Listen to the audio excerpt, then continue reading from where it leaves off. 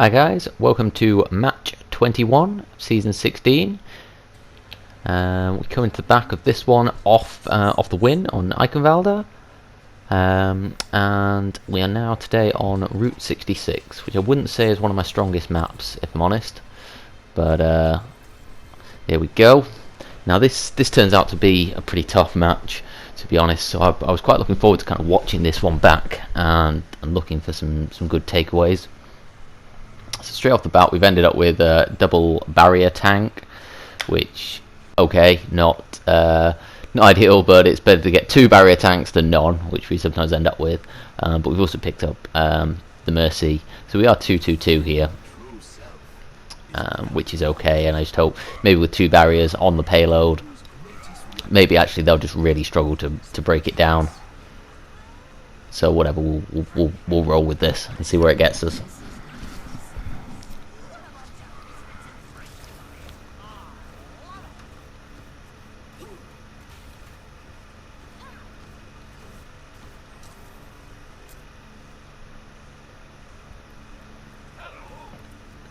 So I'm trying to peek trying to keep an eye on the door, just to see if I can kind of see any of them. That looked like, was that Roadhog Blast, I think, shooting at the door there. Some teams really do push you up quite hard off the door. Over there, you can see they're right outside. What's good when they're there is that I can sit here in the invulnerable section and pop out some damage. I see the Genji there. I'm not too worried about this 1-to-1 because there was a turret there. Well, obviously now we've lost the turret, but I get him down to 1. I do call it out, but I think I'm a bit slow to call it out, if I'm honest. So now I'm doing well, taking a conservative position, kind of teams all in front of me. I think I probably should have got the heal orb out a bit quicker than I did there, but it's alright. I don't think I'm made to pay for that.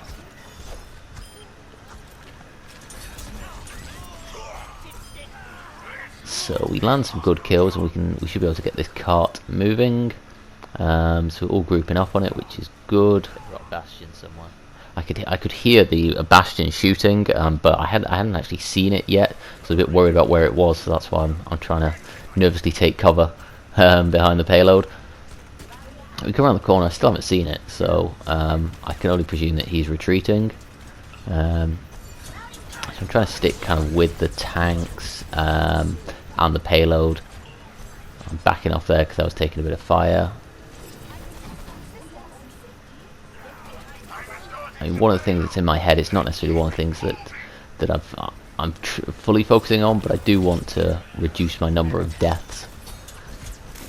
I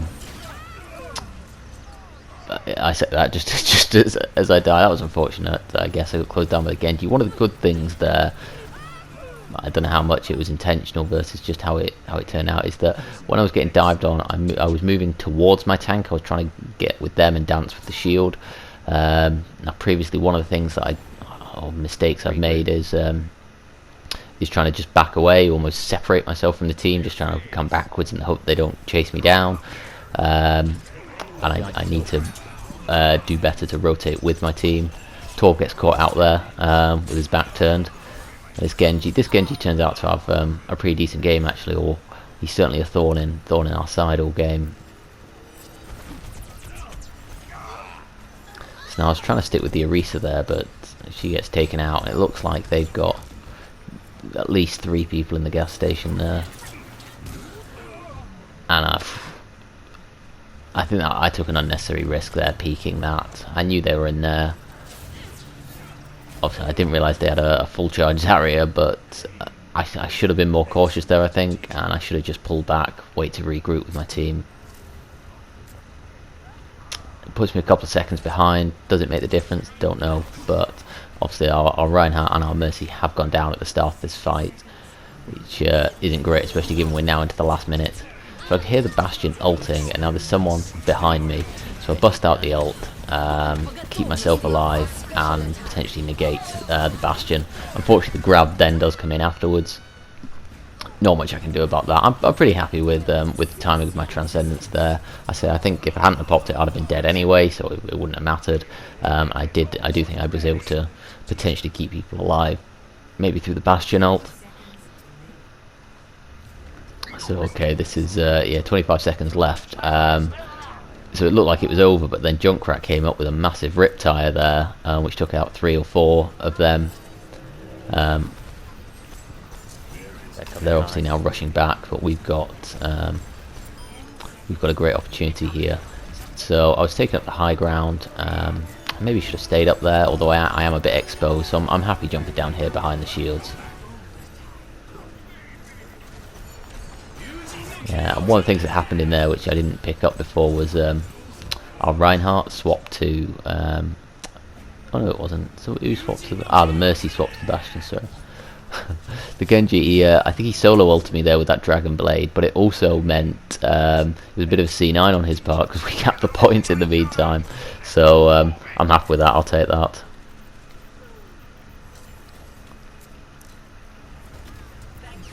Now I'm trying to peek the corner, chucking some alternative fire. I don't know if I'd realised in game, I probably had, that we didn't actually have a Mercy at this point, so I was the only healer. So I peek the corner, get some alternative fire off, that's okay, but now I need to get out, I need to retreat. That Reaper chased me down. Yeah, I guess it was risky aggressive play by the Reaper. Was it risky? I don't know, it comes off. That was...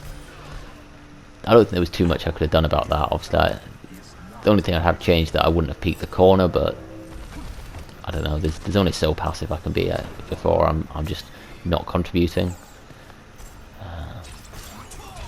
So again, this Genji's just kind of honest as soon as we're coming out of the spawn. We're a bit staggered, so our tanks I think are respawning. But we do get him there.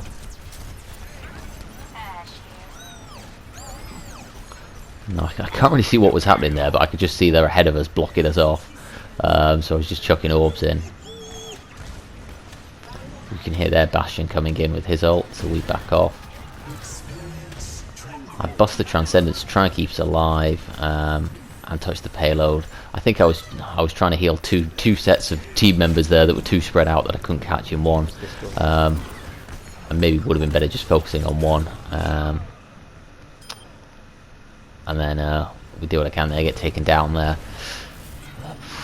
Again, not great to die. I don't know if there was much I could do there. So I was in that position because I was transcending to try and keep everyone alive. And I was behind my Bastion. It was just one of those. It was a lost fight. Self-destruct comes in, so we're going to run. I think I had to give up the high ground position there. It does put me out of position, but I say with 9 seconds left, I really just need to kind of touch the payload. Same for all of us, and Reaper comes in, really good ult on his part. That was just, obviously we were all there knowing we had to touch the payload, and he takes advantage, so well played on his part. But it does now mean that we've pretty much got to get a full hold on the defense. And based on how that round has gone, I would say that they're a better team than us. So this is going to be hard. So I was waiting to see kind of what everyone went for. I think those three went the same as last time. Junkrat, Torb and Orisa. I mean, same comp as last time, wouldn't be the worst thing. But then our Reinhardt switches to Ashe. And now, this was odd for me. I mean, I don't know if Reinhardt is the best pick here, to be fair, so changing maybe makes sense, but to give up a second tank for an Ashe, I don't know. Personally, I didn't really see what benefit, what value that would add to our team. I didn't see what that would give us. Not covered elsewhere, but whatever, here we are. I guess it gives us a hit scan. We pick up the Mercy as well, so I decided to stick with Zenyatta. In hindsight, I think I would go with the Moira. If I were to play this round again, I think I would pick Moira, given the prominence of the Genji last time. I think going Moira may just kind of make me more, or give me more survivability. So I'm calling out there on the comms to keep an eye out for the Genji and the Reaper, because they were really good last time at shutting us down, flanking, and just causing us a whole load of headaches. So I called that out, which is good, and I got the acknowledge from Torb, and I kind of got the feeling that the team were taking that on board, which is good. Maybe should have also mentioned the Zarya, because that she was doing some damage last time. I mean, we started in a bit of a mess starting position wise. We got 3 up high, 3 down low, but we start okay. We win the first fight. Here the Genji, there he is. As predicted, he's flanking. But we do okay to see him off. Now the Reaper's obviously he's picked off the Mercy, and now he's diving in here. This is where now we're caught between the Genji on the left and the Reaper on the right.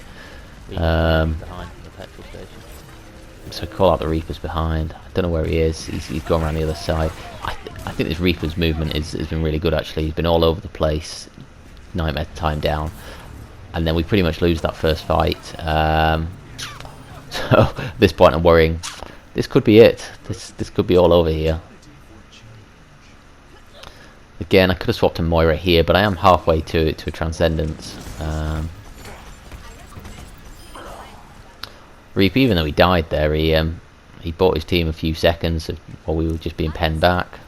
Given that they don't have to move the payload very far, it's for the good value. So now this is difficult because I've got to peek the corner knowing there's a lot of damage potentially going to come in. But if we don't, then they're pretty much almost there.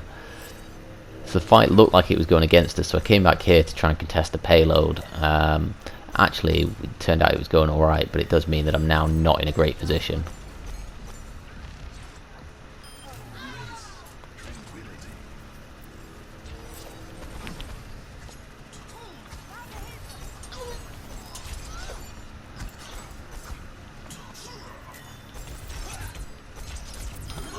And now I actually managed to win the one-on-one with the Genji, which I was surprised about, but fair play. I kept my nerve, kept firing. I went for the bashing because it looked like he was alone, but then the shield pops. And now it's, well, we've lost this fight as well, so it's as good as done at this point, we know that. I think one of the biggest things that's maybe missing from this game is more comms, particularly shot calling. Obviously, as you may have noticed, I wouldn't consider myself the most mechanical player. I wouldn't say I have great mechanical skills, but I do think I have a good understanding of the game. But what I don't do, or haven't been doing in the past couple of games, is really putting that into action.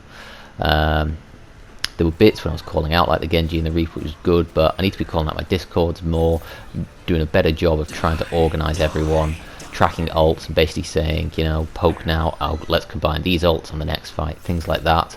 I think that's an area which could be my biggest strength, but I'm just kind of underutilising it. So that's one thing I need to work on, and it's something I made a real effort for in my next game on Dorado, which I'll have up in the next couple of days. So look out for that. Other than that, yeah, there was definitely some positioning and kind of awareness things to take away from this. But other than that, if you've got any feedback, leave it below. Hope you enjoyed the video. Like I said, I've got Dorado 1 coming up probably tomorrow. Looking forward to that. So thanks everyone for watching, and I hope hopefully see you on tomorrow's video. Thanks. Bye.